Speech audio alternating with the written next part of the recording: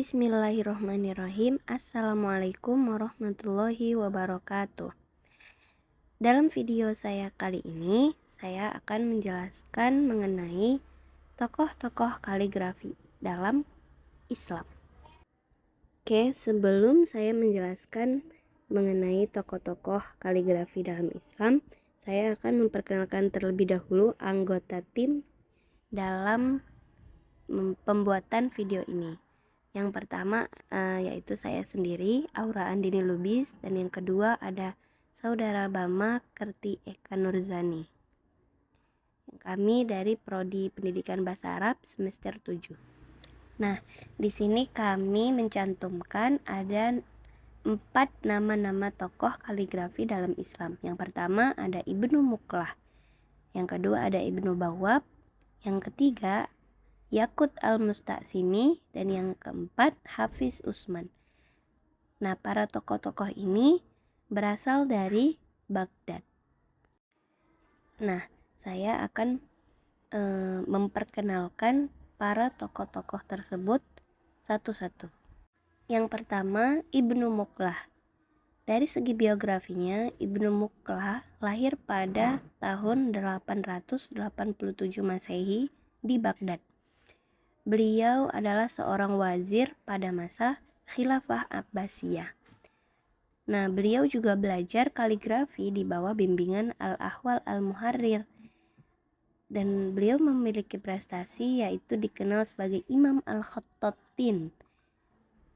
Nah, teman-teman sekalian pada tahu nggak kenapa Ibnu Muklah disebut dengan Imam Al-Khattatin?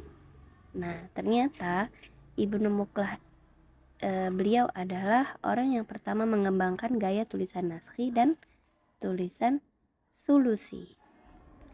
Nah, berikut adalah karya dari Ibnu Muklah, yakni menerapkan kaidah sistematis dalam kaligrafi termasuk ukuran huruf dan dasar penulisan huruf Arab.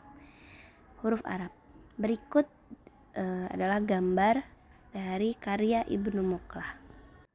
Oke teman-teman, kita lanjut ke tokoh yang kedua, Ibnu Bawwab. Biografi beliau ini merupakan seorang putra dari penjaga pintu istana di Baghdad yang dikenal sebagai Hafiz Al-Quran. Nah, beliau juga menghafal Al-Quran dan juga menulis dalam berbagai gaya.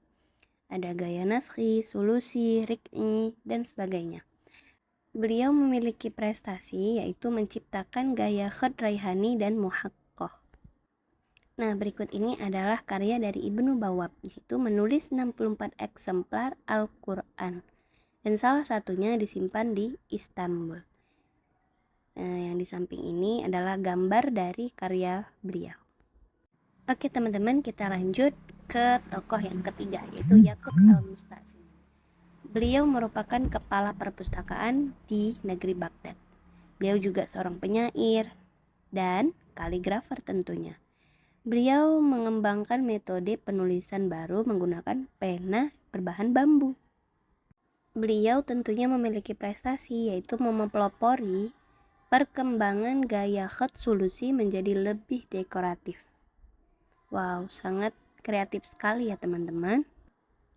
Nah, berikut ini adalah karya dari Yaqut al-Musta'simi, yaitu menyatakan kaligrafi sebagai geometri spiritual yang diekspresikan melalui alat jasmani. Nah, di sampingnya ada sebuah gambar karya beliau.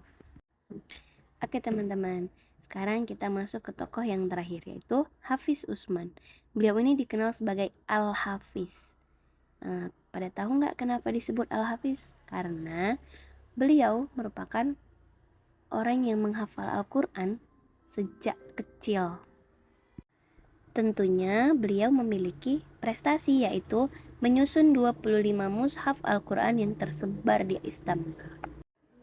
Nah, yang terakhir ini merupakan karya dari Hafiz Usman, yaitu menekuni gaya naskhi dan sulusi, serta menulis karya berjudul Hilyah. Nah, di samping ini merupakan gambar dari karya beliau. Oke teman-teman, terima kasih atas perhatiannya.